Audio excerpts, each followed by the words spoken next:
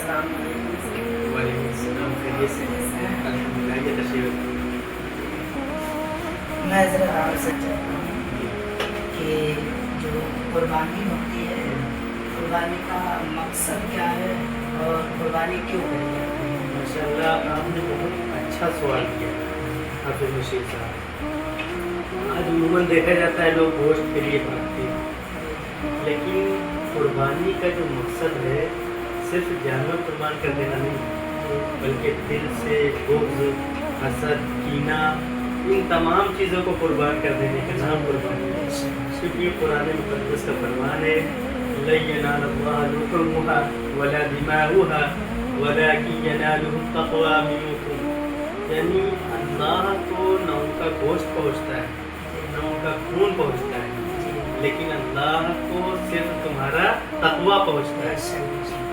تو چاہیے کہ جب قربانی کریں تو خلوص نیت ہو اور اپنے رشتہ داروں کا، اپنے بھائیوں کا، اپنے پڑوسیوں کا اور غریب لوگوں کا خیال رکھیں۔ سوال بہت اچھا ہے۔ اس کا ایک رخ یہ بھی ہو سکتا ہے کہ قربانی کا جو مقصد ہے نا وہ والدین کی فرما برداری ہے۔ اب آپ کے ذہن میں سوال ہوگا یہ کیسے حضرت؟ دیکھیے، جو خواب آیا تھا وہ حضرت اسماعیل ذبیح اللہ کو نہیں آیا تھا کہ آپ قربان کریں، بلکہ جو خواب آیا تھا وہ حضرت ابراہیم خلیل اللہ کو آیا تھا کہ اپنی محبوب چیز قربان کرو۔ تو قرآن شاہد ہے کہ باپ کی ایسی فرما برداری کی ہے نا اسماعیل ذبیح اللہ نے۔ قرآن پڑھیے، دیکھیے اتنا پیارا انداز ہے۔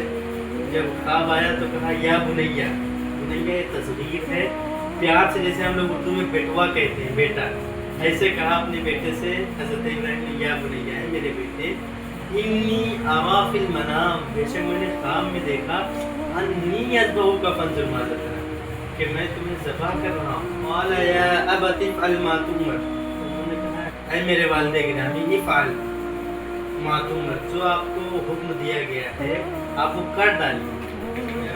تو یہ بھی مقصد ملا کہ ہمیں والدین کی فرما برداری کرنی چاہیے اور ان کے مشورے کے آگے اپنے مشورے کو ترجیح نہیں دینی چاہیے، اس لیے کہ ان کے جو فرمان ہوتے ہیں، حکم ہوتے ہیں، اس میں اپنا فائدہ رہتا ہے۔ تو قربانی کا جو سب سے اہم مقصد ہے وہ یہ ہے کہ والدین اور بڑوں کی اطاعت کرنی چاہیے۔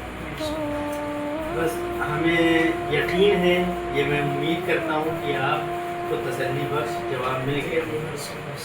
بس ایک شعر کے ساتھ میں اپنی بات ختم کروں گا کہ یہ فیضان نظر تھا یا کہ مکتب کی کرامت تھی، سکھائے کس نے اسماعیل کو آداب فرض، سکھائے کس نے اسماعیل کو آداب فرض، اور جان دے دی ہوئی اسی کی، جان دے دی ہوئی اسی کی۔ حق تو یہ ہے کہ حق ادا کریں،